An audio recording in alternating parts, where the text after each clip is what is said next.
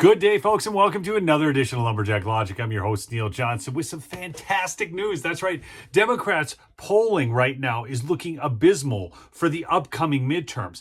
Not only is the polling a problem, but there are three other massive problems on the horizon for Dems. I'll get into all of those. But first, listen to this from out of USA Today from Ingrid Jack.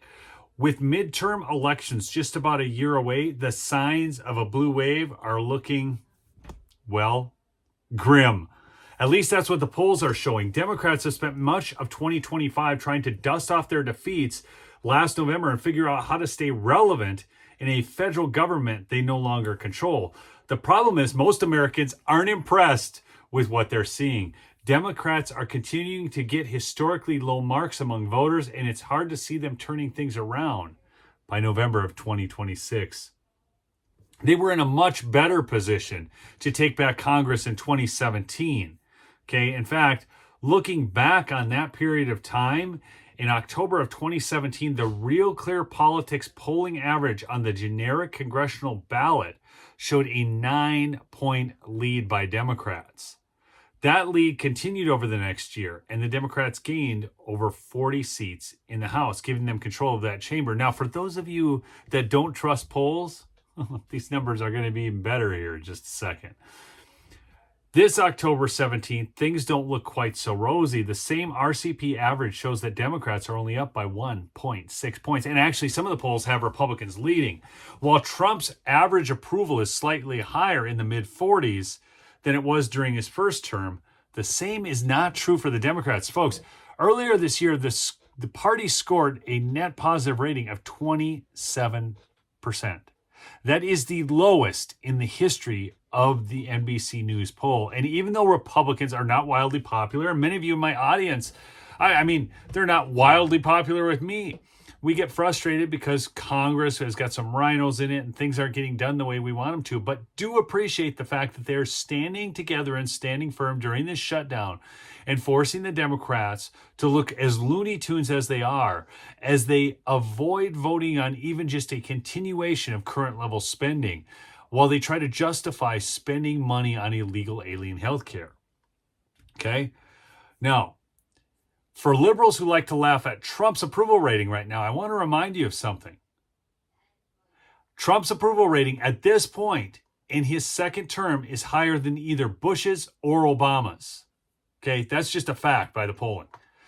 Not only is the party unpopular, an October CBS News YouGov poll found 64% of those surveyed use weak as the top word to describe Democrats. That's right, Harry Sisson is not projecting strength. Neither is Pencil Neck Schiff. Neither is Chucky Boy Schumer, who's fighting so hard to stave off a challenge from AOC that he's trying to tilt himself even further to the left. So what's a Democrat do? The answer seems to be fight and resist. That's right. Congressional Democrat leaders are banking that the ongoing government shutdown nearing its third week will make them look tough. So how many of you out there in Lumberjack Logic land think that this is making the Democrats look tough as they get memed with sombreros while Trump memes with crowns? It's absolutely hilarious. Yet forcing the government to a standstill is a risky move, and it's already backfiring. At first, voters seem to pin more of the blame on the Republicans and Trump. That gap is quickly narrowing, given that it's pretty obvious it's the Democrats' fault for not signing onto a simple bill that would keep the government running while the parties work out their differences. Only 6 points now separate the Republicans from the Democrats, 39-33%, as to which party deserves shutdown blame, according to a poll by YouGov, the Economist. Over the weekend, of course, we saw the No Kings protest. That's not doing anything for him, but it gets better, folks. It gets better. So the Senate seats right now, I don't think there's actually any chance that the Democrats are going to take control of the Senate. So if you look right now on the maps, 51 Republicans, 45 Democrats are considered the most likely outcome, with some of these contested seats sitting in the middle. So we're looking at 51-45, and then we have 4 that are just undecided. Okay, they're toss-ups. And interestingly enough, the Republicans have a lot of seats that just are not up for election, which helps them out immensely, and then they're in better seats. And the toss-up states are Maine, Susan Collins, she's not really a Republican anyway. Then we got Michigan, Georgia, and North Carolina, which are typically hotly contested states, and that could easily swing to the Republicans, and we could see the Republicans picking up seats in the Senate quite handily. And if you look at Texas, I went into some specific poll numbers in Texas. Apparently, they're posturing Jasmine Crockett as a contender for the U.S. Senate seat because she's going to get district out of her other seat. So now she's going to run. Every single poll has her losing. It doesn't matter who the Republicans run. Do you really think Jasmine Crockett is going to win statewide in Texas? But folks, this is where it gets really good. I've talked about this a little bit before, but we need to dive into this a little bit further. There's a court case. There's Trump's plans to count a new census, and all of this is going to dramatically affect what happens in this next election. So in October of 2025, just this month, the Supreme Court heard oral arguments in a case from Louisiana that questions the constitutionality of the Section 2 of the Voting Rights Act. Now, the Voter Rights Act, this goes back to 2020. A census was done, and Louisiana was ordered by a lower court to redraw the map to create a second majority black congressional district to comply with Section 2 of the Voting Rights Act. Then some, normal citizens challenged the new map, arguing that drawing these lines based upon race is unconstitutional.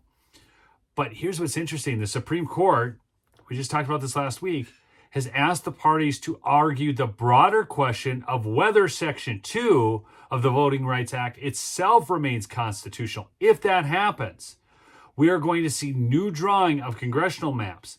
And that in and of itself could cost the Democrats 19 seats. Okay, now it gets better because we're also looking at Republican states finally looking at gerrymandering the way blue states do, because up in the Northeast, you've got 40% Republican representation in those states with voters, but they have 0 congressional seats.